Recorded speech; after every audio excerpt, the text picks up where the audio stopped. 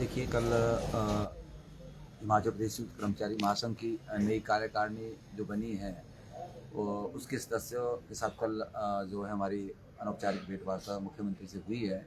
उसमें कुछ ज्वलंत मुद्दे थे जिसको लेके हमने मुख्यमंत्री से जो चर्चा करनी थी। कल देर शाम पूरी कार्यकारिणी हमारी मिली है। उसमें हमने सबसे पहले जो ज्वलंत मुद्दा था हमारा, उसमें हमने बात की जो सैलरी का एक इशू है, जो बड़ा एक नेशनल इशू बन रहा है, उसको लेके हमने मुख्यमंत्री के समक्ष सारी बात कही है कि एक बिना मतलब का एक बहुत बड़ा एक चर्चा का बिंदु है। इसको मुझे लगता है कि ख़त्म किया जाना चाहिए और सैलरी आज भी देनी है, परसों भी देनी है, तो उसको लंबा ना कीजिए।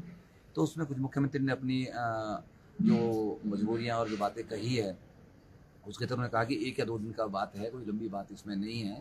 और फिर हमने एक बात उसमें और भी कही कि कर्मचारी जो है अपने वेतनमान पे निर्भर रहते हैं और उनका ईएमआई और जो किस्तें वो जानी होती है, इसलिए कर्मचारी ज़्यादा परेशान है।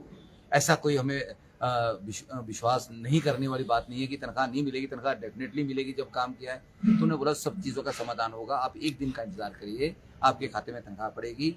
वो एक चर्चा हुई, उसके बाद और कई मुद्दों पे चर्चा हुई है, जिस तरह से सचिवालय का जो गतिरोध बना हुआ है। तो बिल्कुल हमारे संगठन ने 2 टूक शब्द में ये बात कही है मुख्यमंत्री को कि बड़ा गलत संदेश इससे जा रहा है, कर्मचारी निराश है, सैलरी उनके काम के बदले में मिलती है, मिल जानी चाहिए उन्हें और 1 तारीख को मिल जानी चाहिए थी। तो उन्होंने कहा 1 या 2 दिन की बात है, आप इंतज़ार करिए, ऐसी कोई निराश होने वाली बात नहीं है। तो हमने उस बात को माना, पर जो मेन बात थी जिसको लेके महासंघ ने बहुत ज़्यादा पहल की है, जो एक बहुत बड़ा एक चर्चा का बिंदु है, वो सचिवालय कर्मचारियों का जो गतिरोध है, उसको लेके हमने माननीय मुख्यमंत्री से बहुत डिटेल में बात की। हालाँकि शुरू में इस बात को लेके बहुत एडमेंट माननीय मुख्यमंत्री दिखे, उन्होंने बहुत सारी बातें कही कि उस बात को छोड़ दो, उन्होंने सारी सीमाएँ लांघी है, बहुत सारी बातें हुई है।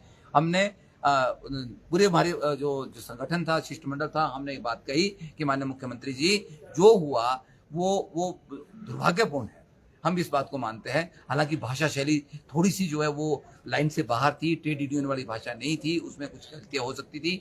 हमने यहाँ तक जब बात कही कि हम कर्मचारियों की तरफ से आपसे अगर आपको ठेस पहुँची है, तो माफ़ी माँगने को भी तैयार है, पर लेकिन जो वार्तालाप है वो होना चाहिए, डेडलॉक नहीं होना चाहिए। सबसे पहले मुख्यमंत्री जी आप उनसे बात करें, उनका राइट बनता है और उस गतिरोध को तोड़े। बाकी कर्मचारी आपके साथ है, जहाँ आपकी जो बातें होगी, जो आप आश्वासन दें। देखिए ये बात हमने भी कल ज़ोर देके कही है कि कर्मचारियों की माँगें हैं। हमने ये भी कहा कि जो उन्होंने पूछा कि कितना कौन-सा महासंघ है, कितने महासंघ है? हमने उनको कहा कि ये एक ऐसा महासंघ है जिसमें सभी बोर्डों के, निगमों के, टीचर्स, कॉलेज, यूनिवर्सिटी सभी इसमें समाहित है। ये हिमाचल प्रदेश के अंदर लगभग 5 लाख कर्मचारी और पेंशनर्स का जो है महासंघ बना हुआ है।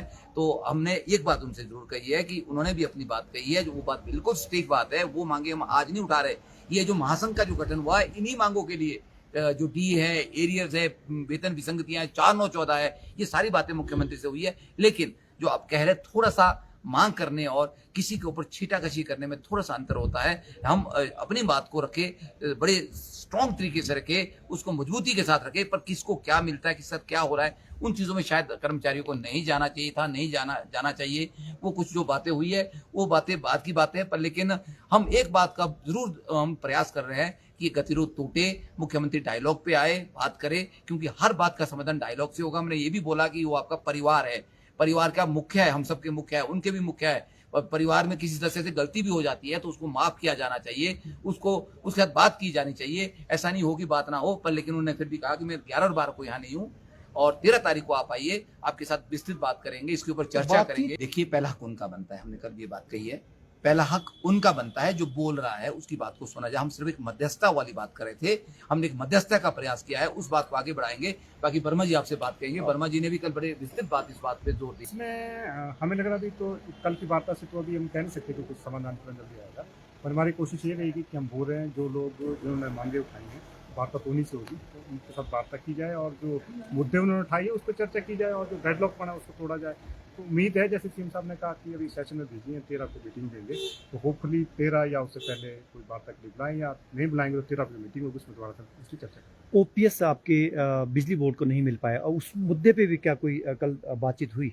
कल तो हम महासंघ के जो इश्यूज़ थे उन्हीं को लेकर के गए थे, लेकिन ओपीएस बिजली बोर्ड में नहीं मिली है, ये इशू अभी है, तो उसको बिजली बोर्ड के कर्मचारियों ने लगातार हम उसको उठा रहे हैं और हमें खेद के साथ कहना पड़ रहा है कि भी बिजली बोर्ड और एमसी और 2-3 सेक्टर ऐसे हैं जहां ओपीएस आपका ओल्ड पेंशन सिस्टम था, लेकिन अब ओपीएस लागू नहीं हुई है और कर्मचारियों में क्रोश भी है। जो टेक्निकली कहीं ना कहीं या तो अफसरशाही में या कम्युनिकेशन गैप है जो भी है सरकार के साथ, पर एक बड़ी क्लियर सी बात है, मीडिया के साथ ये भी पता है कि जब जो ओल्ड पेंशन सिस्टम है वो 3 से बंद किया गया था। अगर बिजली बोर्ड में ओल्ड पेंशन सिस्टम लागू किया जाएगा, 3 से लागू होना है। गवर्नमेंट उसको चाहे 25 में करे, 24 में करे, करना तो 3 से है, 26 में करे। गवर्नमेंट को ऐसा कोई फाइनेंशियल बेनिफिट उसमें नहीं है, लेकिन नुकसान ही है कि कर्मचारी में अप्रोच रहेगा, एडमिनिस्ट्रेटिव इम्प्लीकेशन बढ़ेगी। तो मुझे तो लग रहा है कि गवर्नमेंट को देरी करके कोई फायदा नहीं, उसको ओपीएस आपको लीगली भी करनी पड़ेगी, क्योंकि आपका सीसीएस पेंशन 1972 जहां है जो अमेंडमेंट हुई है वो वहां लागू होनी है।